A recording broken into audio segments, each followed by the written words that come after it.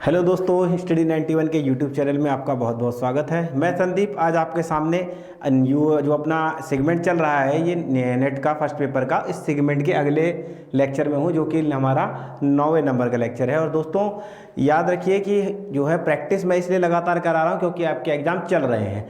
Exam समाप्ति के बाद जब हमारा दिसंबर का एग्ज़ाम आने वाला है, इसके लिए हम लोग जो है फुल लेक्चर की तैयारी कर रहे हैं और आपको इतना डीपली फुल लेक्चर देंगे। अभी जो मैंने लेक्चर दिया है वो बहुत फटाफट वाला है, एकदम मतलब क्विक रिवीजन उससे की जा सकती है। और जो मोटा मोटे डाउट है, जिसने कभी फर्स्ट पेपर ना पढ़ा हो वो उस लेक्चर को सुन करके भी अगर पेपर देने चला जाएगा तो ये तो क्लियर है कि अगर उसका सेकेंड पेपर अच्छा होगा, सेकंड पेपर में अगर वो 70 प्लस कर रहा है तो फर्स्ट पेपर मिला करके वो नेट तो क्वालिफाई हो जाएगा, जिसने कभी ना पढ़ा हो उसके लिए। बाकी लोगों के लिए क्या है, बाकी लोग जो है उसको रेगुलर पढ़ते रहें। जिनको जेआरएफ चाहिए वो रेगुलर लेक्चर को अटेंड करते रहें, ये बात ध्यान में रखिएगा। ठीक है दोस्तों, तो चैनल को जो है वीडियो को लाइक सबसे पहले करिए। लाइक करना आपका काम है, पढ़ाना मेरा काम है। ऐप डाउनलोड करिए होगी, वेबसाइट पर विजिट करिए, वीडियो को लाइक शेयर और सब्सक्राइब ये करते रहिए। तो फर्स्ट पेपर देखिए दोस्तों, एक बात आपसे निवेदन है कि 2-3 दिन से मेरी तबीयत ठीक नहीं चल रही है, लेकिन जो वादा किया वो निभाना पड़ेगा। इसलिए मैंने आपसे वादा किया था कि जब तक एग्ज़ाम चलता रहेगा आपको वीडियो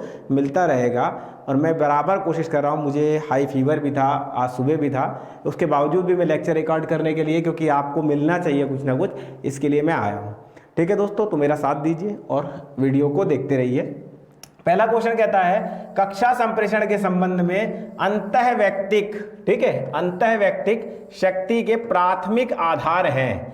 अब इसमें पूछ रहा है क्लासरूम जो हमारा कम्युनिकेशन होता है उसके संबंध में अंतःवैयक्तिक शक्ति के प्राथमिक आधार क्या हैं, यानी बेसिक आधार क्या हैं, इस बात को कह रहा है। आपको पता है जब क्लास में टीचर स्टूडेंट को पढ़ाता है तो क्या होता है, टीचर जो है वो क्वेश्चन पूछता है और स्टूडेंट क्या है उसका रिप्लाई देता है, ये लेक्चर डिलीवर करता है, फिर बाद में पूछता है समझ में आया, या बच्चे बाद में पूछते हैं। तो ये दो लोगों के बीच का कम्युनिकेशन होता है, इसलिए इसको अंतःवैयक्तिक कहते हैं।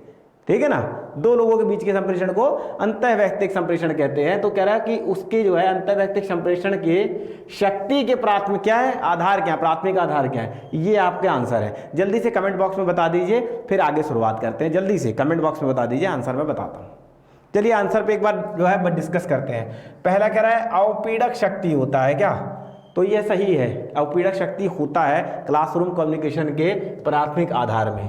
दूसरा क्या कह रहा है, दूसरा कह रहा है पुरस्कार शक्ति होता है क्या, पुरस्कार शक्ति होता है क्या, तो हाँ पुरस्कार शक्ति भी होता है, शाबाशी दी जाती है कोई भी बात के लिए। ठीक है, इसके बाद कह रहा है, इसके बाद कह रहा है कि प्रोद्भव शक्ति, ठीक है, क्या कह रहा है, प्रोद्भव शक्ति की बात कर रहा है। क्या यह होता है क्या, किसी ज्ञान के उद्भव की बात होती है क्या, तो होती है, यह भी होता है। ठीक है, इसके बाद कह रहा है वैध शक्ति होती है, तो टीचर की जो टीचर लेक्चर डिलीवर करेगा वो वैध शक्ति होगी। ठीक है, तो वो जो है क्या होगा, यह सारे ठीक हैं। मनोरंजनात्मक शक्ति नहीं होती है, यह गलत है। क्या है, क्लासरूम कम्युनिकेशन में मनोरंजन नहीं होता है। ठीक है, मैं आपको पढ़ा तो मैं मनोरंजन नहीं कर रहा हूँ, मैं ज्ञान की बात कर रहा हूँ, मैं आपकी जो है समस्याओं का नाशक हूँ, पीड़ा नाशक हूँ। ठीक है, इसकी बात कर रहा हूँ। ठीक है, मैं एनकरेज तो कर रहा हूँ आपको शाबाशी के रूप में, पुरस्कार वाली बात कर रहा है, ज्ञान आपका बढ़ रहा है, प्रोद्भाव हो रहा है, यह भी बात सही है। ठीक है, तो ये सारी बातें सही हैं, केवल ये गलत है। अब आंसर देखिए ABCD कहाँ दिया है, तो ABCD हमको यहाँ दे दिया है, तो ये आपका आंसर हो गया आपका। ठीक है, पहले क्वेश्चन का आंसर हो गया। चलिए दूसरे क्वेश्चन को देखते हैं। अब दूसरा क्वेश्चन है भारत में स्थापित पहला मुक्त विश्वविद्यालय ओपन यूनिवर्सिटी है, कहां पर थी पहली ओपन यूनिवर्सिटी, जैसे इग्नू का खूब नाम आपने सुना है, इंदिरा गांधी जो ओपन यूनिवर्सिटी हम कहते हैं वो। चलिए को इसका आंसर आप लोग जल्दी से दीजिए, फिर मैं बताता हूं कौन सा है, जल्दी बताइए। चलिए मैं बता देता हूं आपको, इसका आंसर है C, भीमराव अंबेडकर मुक्त विश्वविद्यालय हैदराबाद में स्थापित हुआ था। कहां स्थापित हुआ था दोस्तों, तो ये हैदराबाद में स्थापित हुआ था, ये ध्यान रखिएगा। कहां स्थापित हुआ था भीमराव अंबेडकर, ये हैदराबाद में स्थापित हुआ था और 1982 में इसकी एस्टेब्लिशमेंट है, 1982 में इसका एस्टेब्लिशमेंट हुआ था। ठीक है, मुक्त विश्वविद्यालय वो होते हैं जो दूरस्थ शिक्षा को बढ़ावा देते हैं, जिसमें एडमिशन लेना, आपको कोई क्लास नहीं करने, कुछ नहीं करना है, आप जो है सिर्फ अपनी सेल्फ स्टडी करते रहिए सिलेबस पाठ्यक्रम के आधार पर, और आपको परीक्षा देनी है। ऐसे जो है उसको ओपन यूनिवर्सिटी मुक्त विश्वविद्यालय की संज्ञा दी जाती है। ठीक है, चलिए अगले क्वेश्चन की ओर। ई पाठशाला किसकी पहल है, पूछ रहा है ई पाठशाला किसकी पहल है। जल्दी से आप आंसर दीजिए, फिर मैं बताता हूं आपको। चलिए बताइए, जल्दी कमेंट करके बताइए। मुझे मालूम है आप लोग को मैं देखता हूं, ऐसा नहीं है कि आप लोग ये सोचे कि संदीप सर देखते ही नहीं है, मैं आपको बराबर देखता हूं। जल्दी से बताइए। चलिए, तो इसका जो है, इसका आंसर ई पाठशाला के पूछ रहा है कि ई पाठशाला का कब का है, तो इसका जो है कहाँ गया, हाँ ठीक है। चलिए, ई पाठशाला जो है, इसका जो है पहल किसने की है, सीबीएसई ने की है। किसने की है, सीबीएसई ने नहीं की है, मिस्टेक है, सीबीएसई ने नहीं की है। इसकी स्थापना एनसीईआरटी ने की है, एनसीईआरटी ने की है। और किसके साथ, एचआरडी मिनिस्टर, ठीक है, एचआरडी मंत्रालय जो है हमारा, ठीक है, एमएचआरडी जिसको बोलते हो, एमएचआरडी बोलते हैं हम लोग, मिनिस्ट्री ऑफ क्या बोलते हैं इसको, ह्यूमन रिसोर्सेज डेवलपमेंट, ठीक है। तो एमएचआरडी मंत्रालय, जिसको आप किस नाम से जाना जाता है, नई शिक्षा नीति में इसका नाम बदल के क्या कर दिया गया, शिक्षा मंत्रालय कर दिया गया है। इसी मंत्रालय और इनके दोनों के पहल से चलता था। ये 2015 में इसका एस्टैब्लिशमेंट हुआ था, ठीक है दोस्तों। कब हुआ था, 2015 में हुआ था। तो ये आपका आंसर हो गया, ठीक। अगले क्वेश्चन की ओर चलते हैं। नेक्स्ट क्वेश्चन कहता है ग्रामीण संस्था प्राधिकरण परिषद कहाँ स्थित है, जगह बताना है आपको। ग्रामीण संस्था प्राधिकरण परिषद कहाँ स्थित है, आप ऑप्शन दीजिए, मैं इसके बारे में डिस्क्रिप्शन बताता हूं तब तक। ये जो है उन्नत भारत क्या, उन्नत ग्राम क्या, उन्नत ग्राम व्यवस्था के अंतर्गत इसको बनाया गया है, ग्रामीण संस्था प्राधिकरण को। उन्नत ग्राम जो है, उन्नत जो गांव, भारतीय जो गांव है उसकी उन्नति के लिए इस प्राधिकरण को बनाया गया है। कहाँ एस्टैब्लिशमेंट है इसका, तो इसका एस्टैब्लिशमेंट है, इसका जो स्थापना हुई है वो कहाँ हुई थी, हैदराबाद में स्थापित है। कहाँ स्थापित है ये, हैदराबाद में स्थापित है। पिछले दिनों ये प्रश्न आ चुका है दोस्तों, ये ध्यान रखिएगा। अगला क्वेश्चन कह रहा है ब्लूम के पारंपरिक वर्गीकरण, किसकी बात कर रहा है, आंसर दीजिए कमेंट बॉक्स में। ब्लूम के पारंपरिक वर्गीकरण विज्ञान के, पारंपरिक वर्गीकरण विज्ञान के अनुसार संज्ञानात्मक क्षेत्र में अधिगम का उच्चतम स्तर क्या है। आप जब भी संज्ञानात्मक की बात आती है ना, तो छोटा छोटा दिमाग में डाल लिया कीजिए कि अरे ये पढ़ाई की बात आ गई, ये क्यों है, किताबी ज्ञान की बात आ गई, ये नॉलेज की बात कहीं ना कहीं आ गई, ऐसी बात होती है। तो पूछ रहा है कि ब्लूम के पारंपरिक वर्गीकरण विज्ञान के अनुसार संज्ञानात्मक क्षेत्र में अधिगम का उच्चतम स्तर क्या है, हाईएस्ट लेवल क्या है लर्निंग का, किसका, हाईएस्ट लेवल ऑफ लर्निंग क्या है अकॉर्डिंग टू ब्लूम, ठीक है, क्या अकॉर्डिंग टू ब्लूम, इसके अकॉर्डिंग क्या है, तो इसके अकॉर्डिंग जो हाईएस्ट लेवल होता है लर्निंग का वो क्या होता है, लास्ट स्टेज क्या होती है लर्निंग की, मूल्यांकन होता है। क्या होता है, मूल्यांकन होता है, इवैल्यूएशन होता है, ठीक है, मूल्यांकन होता है, ये ध्यान रखिएगा, ठीक है ना। बाकी सब चीजें बीच में आ सकती हैं, लेकिन मूल्यांकन सबसे अंतिम में और सबसे उच्च होता है, ठीक है। अगला क्वेश्चन, कुछ शिक्षण सहायक सामग्री, ये भी क्वेश्चन बहुत शानदार है, प्रीवियस ईयर में आया भी है। कुछ शिक्षण सहायक सामग्री कतिपय कौशलों, जैसे पहला कह रहा है पठन श्रवण, यानी पठन माने पढ़ना, श्रवण माने सुनना, उच्चारण बोलना इत्यादि पर आधारित होता है। ऐसे शिक्षण सहायक सामग्री क्या कहलाती है, पूछ रहा है क्या कहलाती है, इसकी बात कर रहा है। तो क्या कहलाती है, जल्दी से कमेंट बॉक्स में, जल्दी से। मैं इतना, मुझे अच्छा लगता है कि आप लोग कमेंट बॉक्स में इतना अच्छा आंसर भी देते हैं, और आप लोग को बहुत बहुत धन्यवाद करता हूं मैं अपनी तरफ से कि आप लोग अच्छा आंसर दे रहे हैं। और कुछ लोग थोड़ा सा गलत देते हैं, उसका भी मुझे खेद होता है कि शायद मैं इतना अच्छा नहीं पढ़ा पाया कि आप सब लोग ठीक करें, लेकिन कोशिश करूंगा कि जो आगामी परीक्षाओं के लेक्चर है वो फुल लेक्चर एकदम शानदार तरीके से लेके आऊं, ठीक है। यहां पर इसका आंसर है कौशल आधारित शिक्षण सहायक सामग्री होती है। ये सब कौन सी आधारित होती है, स्किल बेस्ड होती है। कौन सी होती है, स्किल बेस्ड होती है। ये सब जो है जितनी भी, चाहे वह पठन हो, चाहे वह श्रवण हो, चाहे उच्चारण हो, ये सब कैसी होती हैं, स्किल बेस्ड होती हैं। किस बेस्ड होती है, स्किल बेस्ड सहायक सामग्री होती है, ध्यान रखिएगा, शिक्षण सहायक सामग्री होती है, इसका आंसर ये है। नेक्स्ट क्वेश्चन देखिए, निम्नलिखित में से कौन सा स्वतंत्र तथा निर्भर चरों के बीच कारण और प्रभाव संबंध को सबसे मजबूत साक्ष्य मुहैया कराता है। इंपॉर्टेंट शब्द, साक्ष्य मुहैया कराता है, एविडेंस मुहैया कराता है। किसको, स्वतंत्र और निर्भर चर के बीच में कारण और प्रभाव संबंध को, ठीक है, किसको, कारण और प्रभाव, कॉजेज और इफेक्ट दोनों की बात कर रहा है कि प्रभाव संबंध को, जो कॉजेज इफेक्ट रिलेशन है, इसको क्या है, को सबसे इंपॉर्टेंट या सबसे स्ट्रॉन्ग एविडेंस जो है मुहैया कराता है, अवेलेबल कराता है, ये बताना है आपको। चलिए जल्दी से कमेंट बॉक्स में इसका बताइए, फिर मैं आंसर देता हूं। तो क्या है इसका आंसर, क्या सहसंबंधात्मक होगा, गैर प्रायोगिक उपागम होगा, प्रायोगिक उपागम होगा, या वर्णात्मक सांख्यिकी होगा।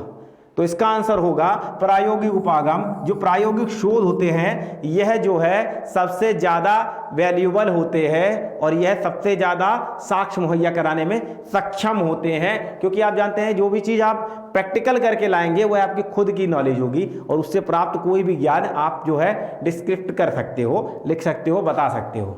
बाकी चीज़ें आप क्या है, बाकी जो है वर्णनात्मक सांख्यिकी क्या है, वर्णनात्मक सांख्यिकी आप पढ़ करके लेके आते हैं, ये नहीं हो सकता है। इसलिए क्या होगा, प्रायोगिक इसका आंसर है। अगला क्वेश्चन देखिए, शिक्षा की प्रत्याशा से क्या प्रभावित होता है? ठीक है, क्या शिक्षा की प्रत्याशा से क्या प्रभावित होता है, किस चीज पर इफेक्ट पड़ता है, जल्दी बताइए। शिक्षा की प्रत्याशा क्या होती है? बच्चे प्रत्याश में होंगे। शिक्षा की प्रत्याशा माने एक तरीके से इंतजार। ठीक है, तो शिक्षा की प्रत्याशा से क्या प्रभावित होता है? तो शिक्षा की प्रत्याशा जब होती है तो यानी कि प्रत्याशा मतलब समझते हैं, शिक्षा की प्रत्याशा से क्या प्रभावित होता है?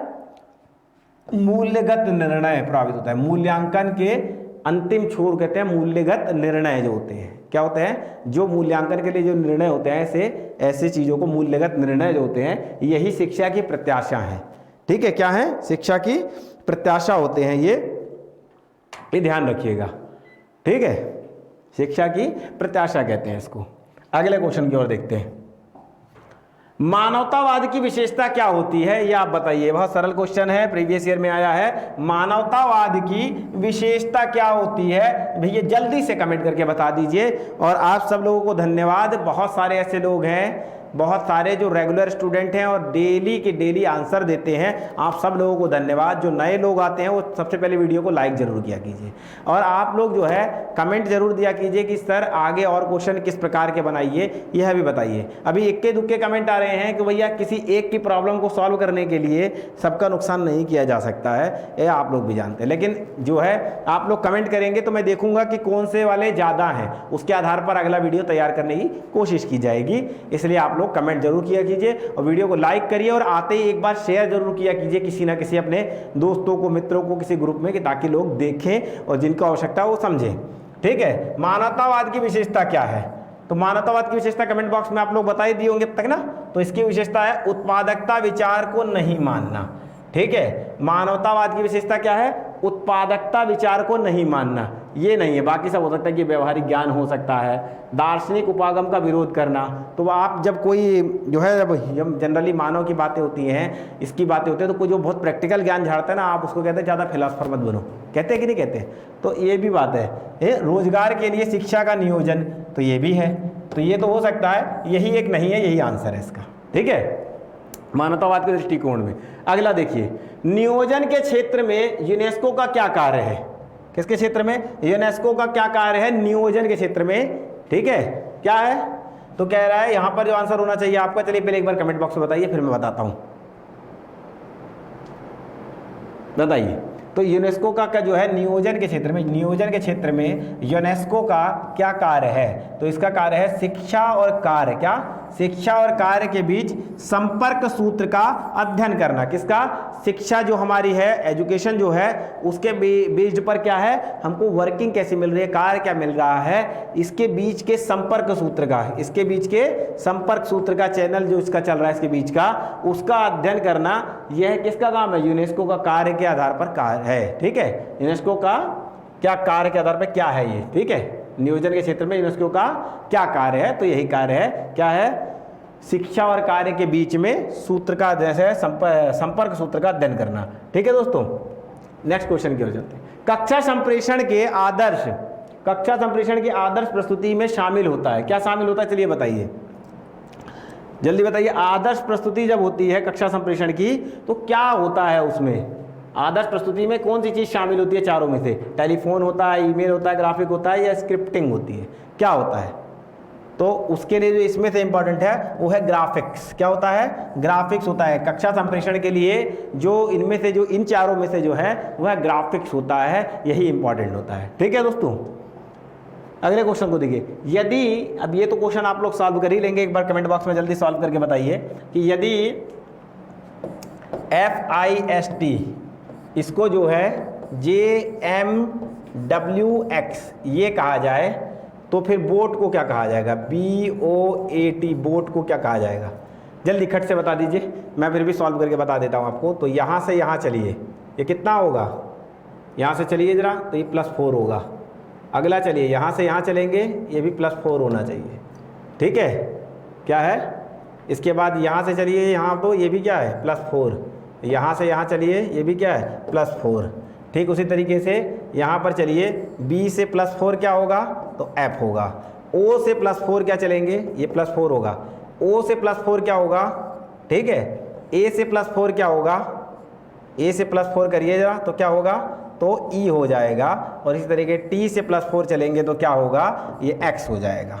तो आपका आंसर क्या होगा, FSEX, यही आपका आंसर होगा। ये D आपका आंसर है, ठीक है दोस्तों, ये D आपका आंसर हो जाएगा। इसको सोचने के लिए अलग अलग प्रकार से आते हैं, इसको वहाँ पर दिमाग खर्च करना है कि कौन सा तरीका पूछ रहा है। कोडिंग डिकोडिंग बहुत सारे तरीकों से होती है।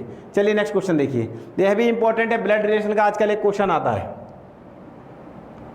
क्या कह रहा है, कह रहा है किसी कन्या है, किसी कन्या नहीं है, गलत हो गया है यहाँ पर, हाँ, किसी कन्या की, किसी कन्या यानी कोई है, ठीक है, मान लेते हैं किसी कन्या के फोटो की ओर इंगित करते हुए सुकन्या ने कहा, किसने कहा, सुकन्या, ठीक है, सुकन्या ने कोई एक फोटो है मान लीजिए, इसकी तरफ इंगित करते हुए क्या कहा, वह मेरी माँ की इकलौती बेटी की बेटी है, सुकन्या की माँ।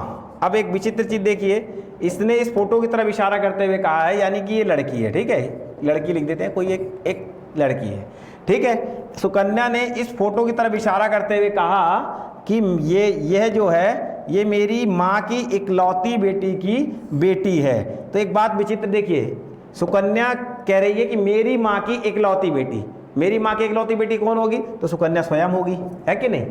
तो सुकन्या खुद अपनी माँ की इकलौती बेटी है। अभी कह रही है मेरी माँ की बेटी है, तो यानी कि बेटी की बेटी है, यानी कि सुकन्या की ये क्या हुई, पुत्री हुई। सुकन्या की फोटो क्या हुई, पुत्री हुई। कह रही है सुकन्या और फोटो में दर्शाई गई कन्या के बीच क्या संबंध है, सुकन्या का फोटो से क्या संबंध है, सीधी बात पूछ रहा है। तो इसका संबंध हो जाएगा जननी का, माता का, माँ का, ठीक है, मदर का, ठीक है, यह होगा, ठीक है ना, ये संबंध हो जाएगा। ये भी सरल होते हैं, थोड़ा सोचना चाहिए। यहाँ पर कुछ लोग इसमें मिसिंग करेंगे, बेटी की बेटी, ये वाली चीज़ को पढ़ने में मिसिंग कर जाएंगे, तो यही गड़बड़ हो जाएगा, ठीक है। आगे चलिए, निम्नलिखित में से कौन सा तर्क प्रायोजन मूलक अन्वेषण के मूल में है, किसके, प्रायोजन मूलक अन्वेषण के मूल में है, यानी उसके गर्त में है या अंदरूनिक छुपा है, बताना है आपको आंसर। प्रायोजन मूलक इन्वेस्टिगेशन, अन्वेषण के मूल में है, जल्दी से बता दीजिए। ये आप जानते हैं, प्रायोजन मूलक की बात कर रहा है, ये आप जानते हैं। इसका आंसर जल्दी बता दीजिए कमेंट बॉक्स में। चलिए, इसका आंसर है आगमनात्मक। क्या है, आगमनात्मक है, ठीक है। इसका आंसर आगमनात्मक और निगमनात्मक के बारे में आप लोगों से अच्छा कोई नहीं जानता है। विशिष्ट से सामान्य की ओर, सामान्य से विशिष्ट की ओर, दोनों ही बातें आप जानते हैं। तो ये क्या कह रहा है, प्रयोजन मूलक अन्वेषण के मूल में कौन सी बात है, तो प्रयोजन मूलक के विषय में क्या होता है, कोई विषय होता है जिसको लेकर के चलते हैं और उसको क्या करते हैं, सरलीकरण किया जाता है। तो इसका आंसर क्या हो जाएगा, इसका आंसर हो जाएगा आगमनात्मक। नेक्स्ट क्वेश्चन की ओर चलिए, कहता है सिम का अर्थ क्या है, सिम का फुल फॉर्म बताना है कि इसका फुल फॉर्म क्या होता है। तो सिम का फुल फॉर्म क्या होता है, जल्दी कमेंट बॉक्स में बताइए। आप लोग सब महान है, सब बता देंगे, तो बड़ा आसान है। तो क्या है, इसका आंसर है सब्सक्राइबर आइडेंटिटी मॉड्यूल। क्या है, सिम का, सिम कौन सा, वो जो आप यूज करते हैं ना, उसी सिम की बात कर रहा है ये, सब्सक्राइबर आइडेंटिटी मॉड्यूल, यही इसका क्या है, फुल फॉर्म है सिम का। ये पूछ लेता है कई बार, जो आप मोबाइल में यूज कर रहे हैं। नेक्स्ट, एक नेटवर्क के किसी कंप्यूटर को किससे सुरक्षा प्रदान, ठीक है, एक नेटवर्क के किसी कंप्यूटर को किससे सुरक्षा प्रदान करने के लिए फायरवॉल्स, ठीक है, इसका फायरवॉल्स का प्रयोग किया जाता है। फायरवॉल्स का प्रयोग किया जाता है किसी चीज़ से सुरक्षा के लिए, तो किससे, जल्दी बताइए, जल्दी बताइए। फायरवॉल्स का यूज़ क्यों किया जाता है, एक तो एंटीवायरस होता है, एक फायरवॉल्स होता है, फायरवॉल्स का यूज़ क्यों किया जाता है।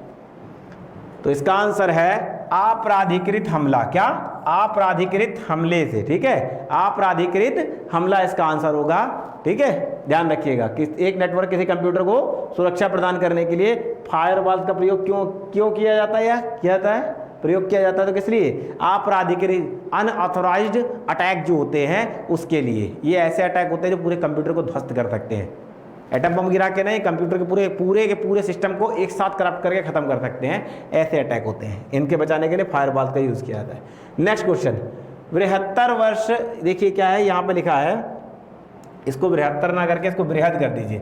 बृहद वर्षा वन क्षेत्र की कटाई का, ठीक है क्या, वर्षा वन की कटाई का दीर्घावधि प्रभाव क्या होता है। दीर्घावधि यानी लंबा प्रभाव क्या होता है, बहुत लंबा प्रभाव क्या होता है पूछ रहा है। किसका, बड़े स्तर पर वन की कटाई क्षेत्र की जो है वर्षा वन की कटाई जो होती है, इसका बड़ा इफेक्ट क्या होता है ये पूछ रहा है। 72 वर्ष, ठीक है, 72 वर्षा वन। आपको पता है जब आप ज्योग्राफी पढ़ेंगे तो आपको विभिन्न प्रकार के वन, वर्षा वन, उष्णकटिबंधीय पर्णपाती वन, कटीली झाड़ियां, मैंग्रोव वन, ऐसे वनों के बारे में बहुत सारा सुनने को मिलेगा।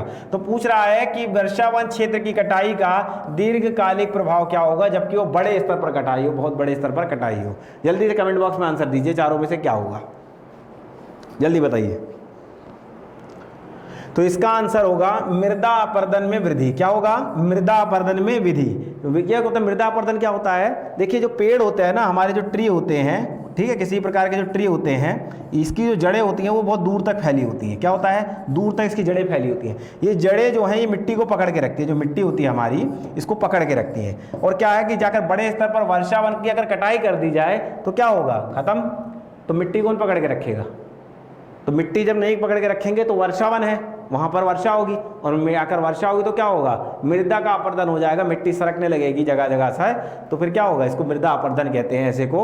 इससे क्या होता है, जगह जगह बाढ़ से कटान हो जाता है, नदियों का कटान हो जाता है, ऐसे बहुत बड़ी स्थिति पैदा हो जाती है। ठीक है, तो ये आपको समझ में आ गया होगा मृदा अपरदन।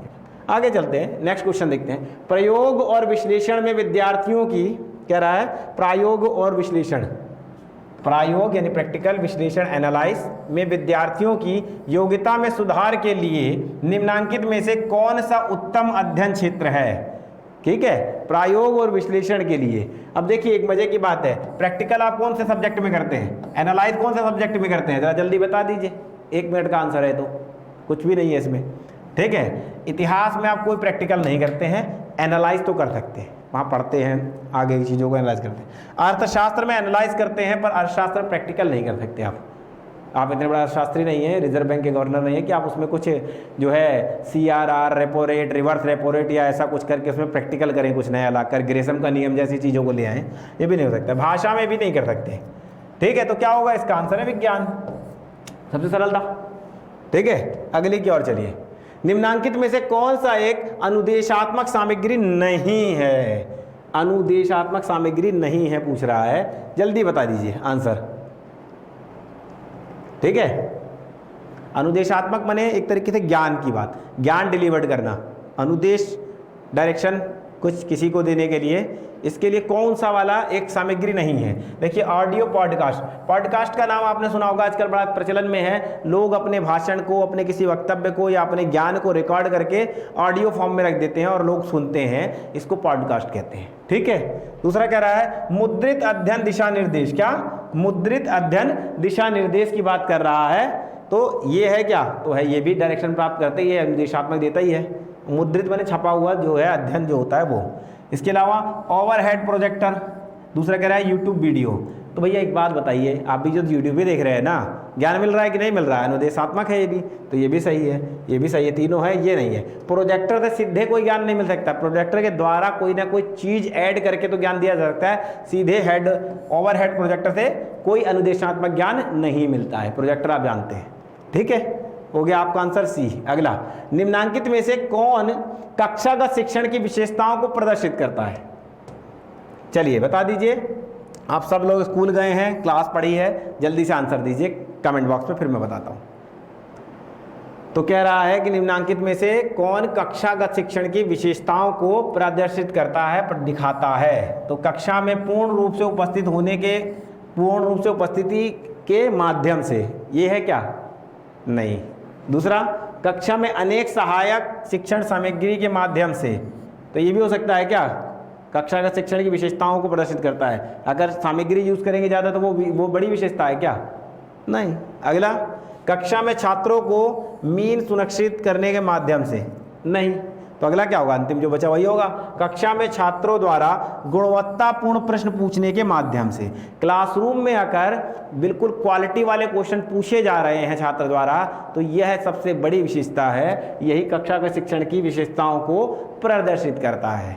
ठीक है, मैं आपको पढ़ा रहा हूं और आप उसमें तो कोई शानदार क्वेश्चन निकाल करके पूछे, तो जैसे मैं फुल लेक्चर पढ़ाया हूं, फुल लेक्चर में से आप कम्युनिकेशन से कोई निकाल लीजिए और फिर हम मुझसे पूछिए, तो ये क्या होगा, यह क्या कहलाएगा, कक्षागत शिक्षण का सबसे जो है विशेषता को प्रदर्शित करने वाला, जो आप क्वालिटी वाला क्वेश्चन पूछेंगे वो। ठीक है, अगली क्वेश्चन की ओर चलते हैं। अगला क्वेश्चन कहता है एक चर जिसमें हेरफेर किया जा सकता है, जिसमें हेरफेर की गई है कहलाता है। कौन सा ऐसा चर होता है, देखिए एक बात बता रहा हूँ, चर जो होते हैं वो बहुत हैं, मैंने बताए थे, जब शिक्षण पढ़ेंगे तो चर अलग हो जाते हैं और जब शोध पढ़ते हैं तो चर अलग हो जाते हैं। दोनों प्रकार के चर होते हैं, आप जानते हैं। यहाँ पर पूछ रहा है नियंत्रण चर, निर्भर चर, स्वतंत्र चर, उलझाने वाला चर। ठीक है, उलझाने वाला चर। तो इसमें आपको बताना है कि एक चर जिसमें हेर फेर किया जा सकता है, हेर फेर का मतलब उसकी चीज़ों में बदलाव किया जा सकता है या लगातार बदलता है। ठीक है, क्या कहलाता है, तो ऐसा चर जो लगातार बदलता रहे, यानी कि वो स्वतंत्र है अपने आप में, जो स्वतंत्र है वो कुछ भी कर सकता है, आंसर स्वतंत्र चर है। क्लियर, दिमाग में आ ही जाएगा तुरंत। मैं इसलिए नहीं बता रहा हूँ, इसलिए बता रहा हूँ पेपर में आए तो करके आना है, गलत नहीं होना चाहिए, है ना, इसलिए। चलिए अगले क्वेश्चन की ओर चलते हैं। अशाब्दिक संप्रेषण को माना जाता है, मैंने आपको जब कम्युनिकेशन का फुल लेक्चर पढ़ाया था तो बताया था वाचिक और अवाचिक, फॉर्मल इनफॉर्मल, शाब्दिक अशाब्दिक, सबके बारे में ठीक से समझाया था। यहाँ पूछ रहा है अशाब्दिक संप्रेषण को माना जाता है, बताइए आंसर आप दे देंगे कि हम इसको भी बताएं, इतना तो बेइज्जती नहीं होना चाहिए ना। चलिए हम बता दे रहे हैं फिर भी। तो जो अशाब्दिक होता है वो अनौपचारिक संप्रेषण कहलाता है। कैसा कहलाता है, किसी को आंख मारना कौन सा संप्रेषण होगा, औपचारिक संप्रेषण हो सकता है क्या, नहीं। किसी को सीटी मारना, चुटकी मारना, नहीं। किसी की पीठ पे ऐसे हाथ रख के कहना, नहीं। क्यों, ये सारे कैसे हैं, ये जो है ये सब के सब क्या है, यह अनौपचारिक है। कैसे हैं, यह अनौपचारिक होते हैं। ठीक है, ये तो आंसर बहुत सरल था, आपको मालूम है। अगले क्वेश्चन की ओर चलिए। कह रहा है कक्षा संप्रेषण से, कह रहा है कक्षा संप्रेषण, इधर से ले लेता हूं, कक्षा संप्रेषण के एक घटक के रूप में नकारात्मक आलोचना, कक्षा संप्रेषण क्लासरूम कम्युनिकेशन के एक एलिमेंट के रूप में नकारात्मक नेगेटिव आलोचना यानी क्रिटिसाइज। ठीक है, नेगेटिव क्रिटिसाइज जो है निम्नलिखित में से किस और उन्मुख होता है, किसकी तरफ उन्मुख होता है, डायरेक्शन किसकी तरफ होता है, उन्मुख होता है। ठीक है, आपको बताना है इनमें से जो है ये सारे बातें बताइए और इसका कूट मिला नीचे, तो कुछ बातें होंगी। ठीक है, किस और उन्मुख होगा तो क्या क्या है इसको देखिए, आप बताइए। तो चलिए अब एक एक पे डिस्कस करते हैं। बाह्य सहानुभूति होता है क्या है, बाह्य सहानुभूति कक्षा संप्रेषण के अंतर्गत एक क्रिटिसाइज माना जा सकता है, नहीं माना जा सकता है। ठीक है, हटा देते हैं। दूसरा क्या कह रहा है, दूसरा कह रहा है औचित्य, तो कुछ ना कुछ औचित्य क्लास में होता है, क्लासरूम कम्युनिकेशन में कोई मतलब तो होता ही है ना किसी ना किसी चीज़ को पढ़ने का, तो ये हो सकता है। तीसरा कह रहा है बचाव, ठीक है, तो वो क्या है, बचाव की मुद्रा भी हो सकती है क्लासरूम कम्युनिकेशन में। दुष्प्रेरण, उकसाया जा सकता है किसी को, बिल्कुल। क्रिटिसाइज की बात कर रहा है नकारात्मक में, क्लास में जो है क्या नाम है, बच्चे बचाव कर लेते हैं अपने आप का, टीचर अपने ज्ञान को छुपाने के लिए बचाव कर सकता है, इसलिए आलोचना करते समय बताया जा सकता है। औचित्य की बात की जा सकती है कि यार मतलब से पढ़ा रहा है, ठीक है, मतलब से पढ़ा रहा है। बचाव की बात भी हो सकती है, यार ये टीचर बच्चों को उकसाता बहुत है, दुष्प्रेरण की बात भी हो सकती है। सहयोगात्मक श्रवण, ये नहीं हो सकता है, ये पॉजिटिव वे में हो सकता है, नकारात्मक नेगेटिव वे में नहीं हो सकता है, तो ये पॉजिटिव वे में हो सकता है, तो इसको भी नहीं कह रख सकते हैं। ठीक है, फिर सहयोगात्मक श्रवण ये 2 बार लिख गया है यहाँ पर, इसको हटा दीजिए मान लीजिए, ठीक है, एक यहाँ तक रखिए खाली, ठीक, तो भी तो कितना आंसर क्या होगा आपका, 2 3 4। अब इसका आंसर कहाँ है, 2 3 4, तो ये आंसर हो गया आपका। ठीक है, बात समझिए, नेगेटिव एक्सपेक्ट की बात कर रहा है, ये नेगेटिव क्रिटिसाइज की बात कर रहा है। एक होता है, देखिए कभी भी जो है आलोचना जो होती है वो 2 तरीके से होती है, पॉजिटिव वे तो फिर पॉजिटिव हो गया, नेगेटिव वे में जब आलोचना होती है तो एक होता है जो नेगेटिव क्रिटिसाइज होता है, और दूसरे को बोलते हैं बैलेंस वाला कंपैरेटिव बोलते हैं, ऐसा वाला कि कंपैरेटिव जो आलोचना क्रिटिसाइज है, या उसको बोलते हैं क्रिटिकली एनालाइज, ठीक है। लेकिन समालोचनात्मक अध्ययन कहते हैं उसको, क्या कहते हैं, समालोचनात्मक। कैसा, सामान्य तौर पे आलोचना करना, वो बहुत नेगेटिव नहीं जा सकता है। तो आलोचना का बारे में आप समझ गए, आंसर आपका मिल गया ए। अगला देखता है, इनमें से बेमेल शब्द को चयन करिए। चलिए इसका आंसर तो आप दे ही देंगे, ये इन्वायरमेंट का क्वेश्चन है और पिछले ईयर में पूछा जा चुका है। जल्दी आंसर दे दीजिए तो भैया, कारण बता के आंसर दीजिएगा क्यों, ठीक है। चलिए बताइए, जल्दी बता दीजिए। चलिए मैं आपको फिर भी बता दे रहा हूँ, अरावली, शिवालिक और नीलगिरी, ये तीनों जो है मध्य भारत की पहाड़ियाँ हैं, है ना, ये भारतीय पहाड़ियाँ हैं तीनों की तीनों। जबकि माउंट किलिमंजारो जो है, माजरो जो है, ये जो है ये अफ्रीका में जो है सक्रिय ज्वालामुखी है तीन, उनकी पहाड़ी है। ये सक्रिय ज्वालामुखी जो है उनकी पहाड़ी है, हाईएस्ट पीक है वहाँ पर, ये वो है माउंट किलिमंजारो, ठीक है। माउंट किलिमंजारो अफ्रीका की एक पहाड़ी है, एक चोटी है जहाँ ज्वालामुखी सक्रिय है बहुत, ठीक है। तो इसका आंसर हो जाएगा डी, बेमेल ये हो गया आपका। अगला चलिए, dot dot dot computer program में किसी त्रुटि को दर्शाता है। चलिए बताइए क्या होता है। कोई त्रुटि होती है कंप्यूटर प्रोग्राम में, प्रोग्रामिंग में कोई त्रुटि होती है, उसको दर्शाता है कौन, नाम बताइए। Virus, bit, bug, spam. Spam के बारे में आप जानते हैं क्या होता है। स्पैम जो है अनिच्छित मैसेज को कहते हैं, जो कंपनी द्वारा लगातार आपके पास आते रहते हैं, ठीक है। वायरस आप जानते हैं, इसके बारे में बता रखा है। बिट मेमोरी की सबसे छोटी यूनिट होती है, बता रखा है। बचता क्या है, अकेले बग बचता है, यही हो गया आंसर, ठीक है ना। बग इसका आंसर हो गया, कंप्यूटर प्रोग्राम में त्रुटि को बग कहा जाता है। चलिए अगला क्वेश्चन, प्रिंटर की आउटपुट गुणवत्ता मापी जाती है। प्रिंटर की जो आउटपुट गुणवत्ता है, यानी कि प्रिंटर हम किसी चीज़ को करते हैं तो कोई चीज़ जो आउटपुट हमको मिलता है, ठीक है, उसकी गुणवत्ता प्रिंटर की कैसे मापी जाती है। तो बताइए जरा, प्रिंटर की गुणवत्ता कैसे मापी जाती है, जल्दी आंसर करिए। तो प्रिंटर की जो गुणवत्ता है वो मापी जाती है डॉट्स पर सेकंड, इसको डीपीआई कहते हैं। क्या कहते हैं भैया, डीपीआई कहते हैं इसको, ठीक है। क्या कहते हैं, डीपीआई कहते हैं ना, कितने डीपीआई की इमेज है, तो इसको कहते हैं। जब आप किसी इमेज को जूम करिए, ऐसा बड़ा सा करिए, तो आपको दिखेगा, तो उसमें ऐसा ऐसा ऐसा ऐसा बिंदी रहेगा, या ऐसा ऐसा ऐसा ऐसा ऐसा लगातार बिंदी रहेगा, छोटा छोटा बिंदी रहता है, वो बहुत छोटा छोटा, ऐसा पॉइंट से भी छोटा रहता है, देखने पे नहीं नजर आएगा, ठीक है। इसकी जो अच्छी गुणवत्ता होती है उसको डीपीआई के आधार पे नापा जाता है, ठीक है। तो जो है एक प्रिंटर की गुणवत्ता कैसे नापी जाती है, डॉट्स पर इंच, यानी कि डीपीआई के आधार पर, ठीक है। ये आपका आंसर हो गया। नेक्स्ट क्वेश्चन, राष्ट्रीय ज्ञान आयोग, ठीक है, एनकेसी, ठीक है, एनकेसी, नेशनल नॉलेज कमीशन, ये जो है किस वर्ष इस्टेब्लिश्ड हुआ है, सिर्फ आपको ये बताना है। सैम प्रतोदा इसके अध्यक्ष थे जब ये बना था, ठीक है। कांग्रेस के बड़े नेता हैं, इंदिरा गांधी के भी सहायक रहे सैम प्रतोदा। तो इसका जो आंसर है, इंदिरा गांधी का, राजीव गांधी की, तो ये जो है 2005 इसका आंसर है। 2005 में राष्ट्रीय ज्ञान आयोग की स्थापना की गई थी, सैम प्रतोदा इसके पहले अध्यक्ष थे, ठीक है। चलिए अगला क्वेश्चन, निम्नलिखित में से किसमें लाक्षित संबंधी विशिष्टीकरण को अनिवार्य समझा जाएगा। क्या समझा जाएगा, निम्नलिखित में से लाक्षित संबंधी, निम्नलिखित में से लाक्षित संबंधी विशिष्टीकरण को अनिवार्य समझा जाएगा। लाक्षित माने लक्ष्य, संबंधी, लक्ष्य संबंधी विशिष्टीकरण को अनिवार्य यानी कंपलसरी समझा जाता है किसमें, सेमिनार में। सेमिनार में कोई लक्ष्य होता है, उसको लेके चला जाता है क्या, कोई ऐसा नहीं है।